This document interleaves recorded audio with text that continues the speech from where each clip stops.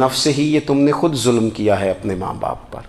کیوں تم نے ایسا لہجہ اختیار کیا کہ جس سے سامنے والے کی انا جاگ جائے اور وہ تمہارے مقابلے میں آ کر کے کھڑا ہو جائے؟ کیوں تم نے اس طرح کے انداز اختیار کیے کہ جس سے سامنے والا بھی سارے پنجے کھڑے کر کے باہر نکل آئے اور کہے آ جاؤ پھر میں ابھی میدان میں حاضر ہوں؟ رسول کریم کی فصاحت، بلاغت دیکھیں نا، حضور دو چار جملوں میں ساری بات سمجھا جاتے ہیں۔ ایک حدیث پاک اگر ہماری سمجھ میں آ جائے، ایک روایت، نبی پاک صلی اللہ تعالیٰ علیہ وسلم نے فرمایا خوبصورت مسلمان وہ ہے جو بے مقصد باتوں کو چھوڑ دے۔ لو، اس سے پوری زندگی سجائی جا سکتی ہے، ایک جملے سے پوری زندگی سواری جا سکتی ہے، کوئی لمبی چوڑی باتوں میں جانے کی ضرورت نہیں۔ کہا خوبصورت مسلمان یہ ہے جو بے مقصد باتوں کو چھوڑ دے، لا یعنی باتوں کو، کیا کہتے ہیں ہمارے دیہات کے لوگ، جڑے پنڈ جانا نہیں اودا راہ پوچھنے دی۔ لیکن آج کل لوگ باز آندے یعنی جس بات کا بالکل تعلق نہیں نا وہ بات بھی کرتے جاتے ہیں، جس کا شعبہ ہی نہیں وہ بھی چھلانگ لگا لگا کے اس میں آ جاتا ہے۔ ہم اپنا وقت ضائع کرتے ہیں، اپنی صلاحیتیں ضائع کرتے ہیں، اپنا نقصان کرتے ہیں۔ ہم اپنا کام صحیح کر کے نہیں کرتے اور دوسری ساری دنیا کو ٹھیک کرنا چاہتے ہیں۔ او بھائی، آپ جس جگہ جس شعبے سے تعلق رکھتے ہیں آپ اپنے معاملات میں مضبوطی پیدا کریں۔ حضور نے اپنی فصاحت کے ساتھ، بلاغت کے ساتھ لوگوں کو قائل کیا، اور قرآن مجید کی تاثیر کا یہ اثر میرے کریم رسول نے دکھایا کہ رات کو جب حضور بیٹھ کے قرآن پاک پڑھتے تھے نا، جب یاسین والے نبی خود یاسین کی تلاوت کریں،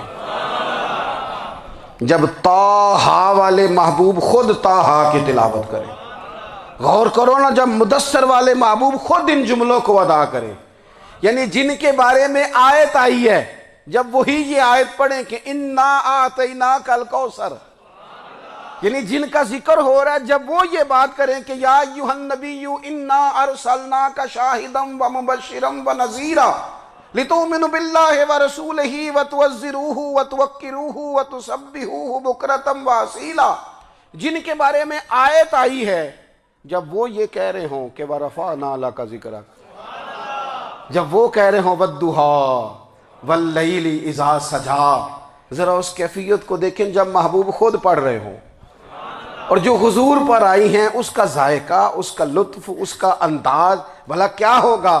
حضور جب رات کو پڑھتے تھے نا قرآن پاک تو جو پکے کافر تھے نا، ابو جہل جیسے لوگ، وہ بھی جھاڑیوں میں چھپ چھپ کے مدینے والے کی تلاوت سنا کرتے تھے، حضور کی تلاوت سنا کرتے تھے۔ یہی بہتر ہے کہ پردوں میں وہ پردہ پوش رہے، وہ اگر پردے ہٹا دے تو کسے ہوش رہے۔ رسول کریم علیہ السلام کی تلاوت کا سننا، قریب جانا، یہ اعجاز ہے۔ حضرت فاروق اعظم کہتے ہیں میں طبیعت کا بڑا ڈاڈا تھا، مزاج کا بڑا سخت تھا، زندگی ہمیشہ ڈٹ کر گزاری، باتوں پر کھڑا رہنا آتا تھا، پر جب میری بہن نے مجھے چند آیتیں سنائی نا تو میں تڑپ ہی گیا۔ گھروں آیا سا مار مقامنے نو، ہن مینو مار دے لے چلو، اوے متے عمر دی عمر برباد ہو جائے جتھے عمر سوار دے لے چلو۔ یہ اعجاز ہے رسول کریم صلی اللہ تعالیٰ علیہ وسلم پر نازل ہونے والی کتاب کا۔ پھر حضور نے خبریں دی، نبی پاک نے خبریں دی۔ حضور نے فرمایا روم فتح ہوگا، وہ ہوا۔ نبی کریم علیہ السلام نے فرمایا شام فتح ہوگا، تو شام فتح ہوا۔ فرمایا ایران فتح ہوگا، تو ایران فتح ہوا۔ سراقہ بن مالک کہتے ہیں ایک گاؤں پر بھی مسلمانوں کی حکومت نہیں تھی، ایک گاؤں پر۔ حضور مکہ مکرمہ سے نکل رہے تھے، مدینہ طیبہ تشریف لے جا رہے تھے، ابھی راستے میں تھے، میں 100 سرخ اونٹوں کے لالچ میں معاذ اللہ حضور کو گرفتار کرنے پہنچ گیا۔ محبوب نے حکم دیا، حضور کا معجزہ میں نے آنکھوں سے دیکھا، میرا گھوڑا زمین میں دھستا چلا گیا، میں نے معافی مانگی، حضور نے معاف کر دیا۔ میں نے سمجھا اچانک ہو گیا ہے۔ یہ منوانا بھی بڑا مشکل کام ہے۔ شجر و حجر پہچان گئے، انسان کی نظروں میں شاکی رہا۔ یہ کچھ ایسے لوگ ہیں جن کو منوانا توبہ توبہ، ماننے کو تیار نہیں، دیکھ دیکھ کے بھی ماننے کو تیار ہے نہیں، ماننے کو تیار ہی نہیں۔ کہتے ہیں کہ میں نے پھر چاہا آگے بڑھنا تو پھر زمین کے اندر میرے گھوڑے کے پیر دھنسنے لگے، پھر معافی مانگی۔ کریم تیرے معاف کرنے کی ادا پہ بھی قربان جائیں۔ یہ نہیں فرمایا کہ تو بار بار یوں ہی کرتا ہے، فرمایا معافی مانگتا ہے، جا میں نے معاف کیا۔ کہتے ہیں 3 دفعہ میں آگے بڑھا، 3 دفعہ حضور نے معاف کیا تو مسکرا کے فرمانے لگے تو یہاں مجھے گرفتار کرنے آیا ہے، وہ کیسر روم کا علاقہ فتح ہوگا۔ وہ کنگن جو پہنتا ہے نا ہاتھوں میں، بادشاہ کے کنگن معروف ہیں، وہ تیرے ہاتھوں میں آئیں گے۔ اللہ کرے آپ سمجھیں، یہ جو لوگ ڈری ڈری سہمی اور ہمارے بچے مایوسی کی معاذ اللہ باتیں کرتے ہیں، وہ دیکھیں حضور کس طرح کی گفتگو فرماتے ہیں۔ ابھی ایک گاؤں پر بھی اسلام کی حکومت نہیں، لیکن حضور کا خبر دینے کا انداز۔ کریم فرمانے لگے وہ کیسر روم کے جو کنگن ہوں گے وہ تیرے ہاتھوں میں آئیں گے۔ جناب سراقہ بن مالک فرماتے ہیں کہ میں مسلمان ہو گیا، حضور کا وصال ہو گیا، کنگن نہیں آئے۔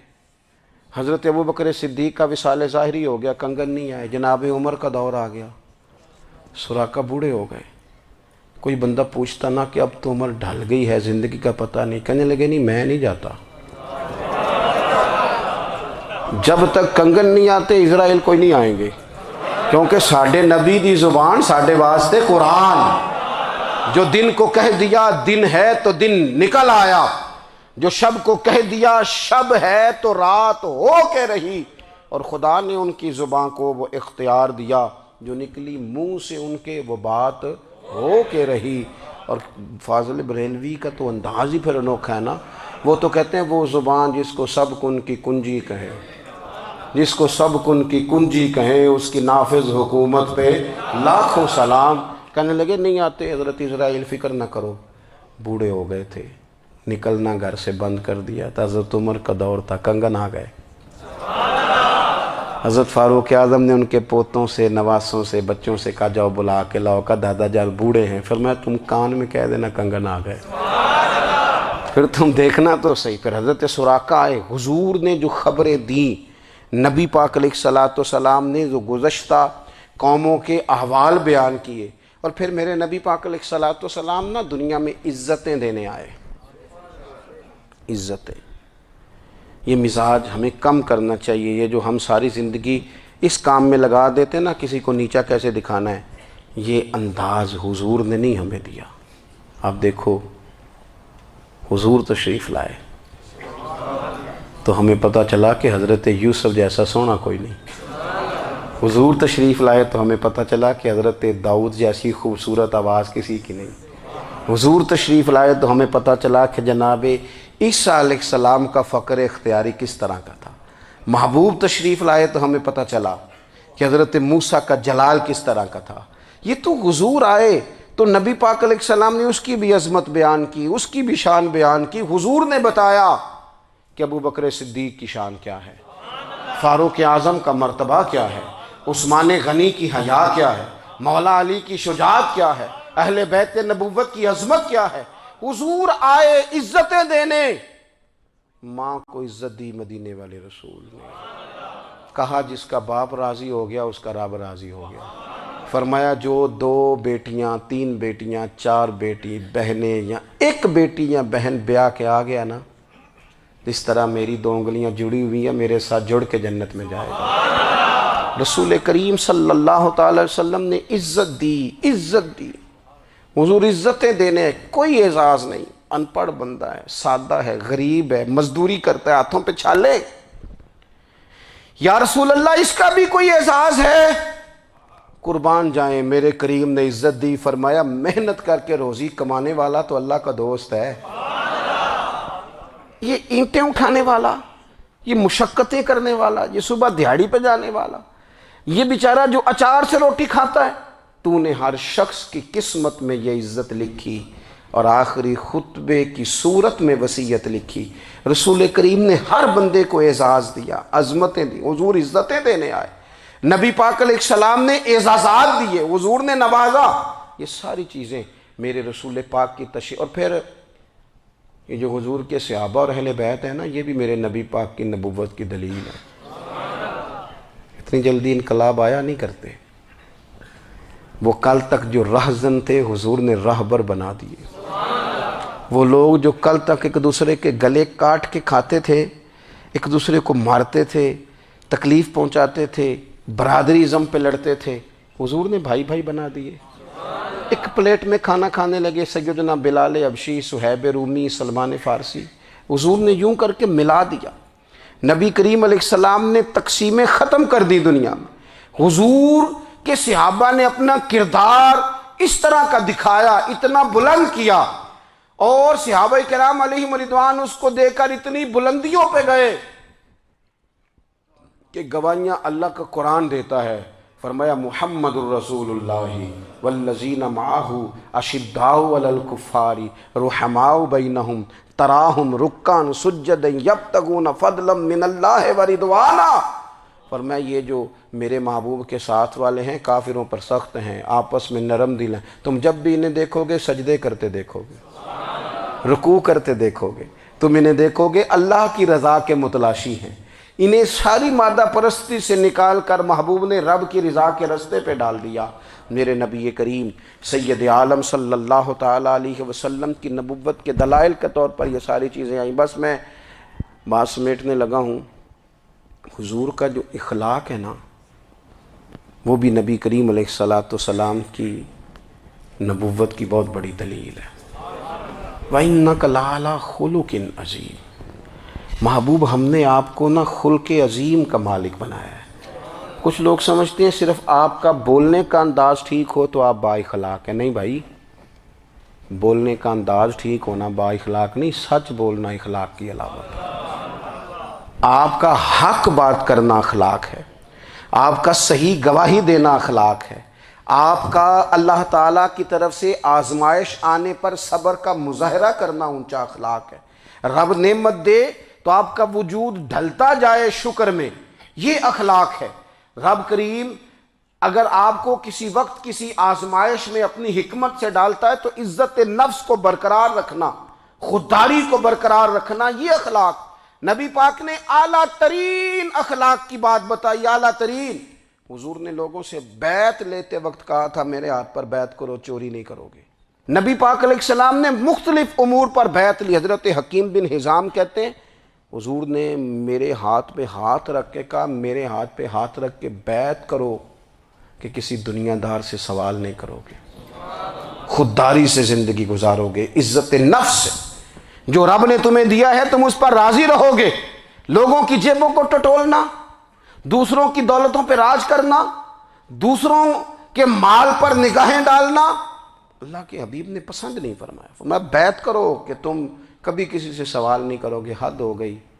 نبھانے والوں نے پھر اس عہد کو نبھایا اور کمال کر دی۔ حضرت حکیم بن حزام گھوڑے پہ بیٹھے تھے، ہاتھ میں درہ تھا، وہ زمین پہ گر گیا، قریب غلام کھڑا تھا۔ حضرت حکیم بن حزام خود گھوڑے سے اترے، درہ اٹھایا، دوبارہ گھوڑے پہ بیٹھے۔ غلام عرض کرنے لگا حضور مجھے بتا دیتے میں اٹھا کے دے دیتا۔ آنکھیں چمک اٹھیں، فرمانے لگے کیسے بتا دیتا؟ اپنے رسول سے وعدہ کیا ہے کبھی کسی سے سوال نہیں کروں گا، کبھی سوال نہیں کروں گا۔ اللہ کے محبوب نے ہمیں اعلیٰ اخلاقی قدروں کی بات ہمیں سکھائی ہے۔ ہم دیکھتے ہیں کہ بڑی جلدی 2 4 5 لوگوں کے غصہ دلانے پر ہم ساری اخلاقی حدوں کو کراس کر جاتے ہیں۔ دوستو ہمارا ایک ویژن ہونا چاہیے، ہمارے ذاتی رویے بڑے معتبر ہونے چاہیے۔ لین دین کے معاملات کے اندر مسلمانوں کو بڑا صاف ستھرا ہونا چاہیے۔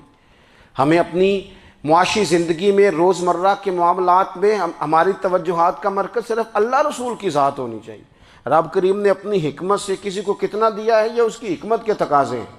ہمیں اس نے جس رنگ میں جس حال میں رکھا ہے ہمیں اپنے رب کی رضا پر بہت زیادہ مطمئن ہونا چاہیے۔ اچھا پھر ایک اور بات، جن چیزوں کو ہم نے دکھ بنایا ہے نا یہ تو وہاں دکھ تھا ہی نہیں۔ مہینہ مہینہ چولہا نہیں جلا، لیکن کسی جگہ اظہار غربت ہے حضور کی اولاد پاک کا یا صاحب کا یا ازواج کا۔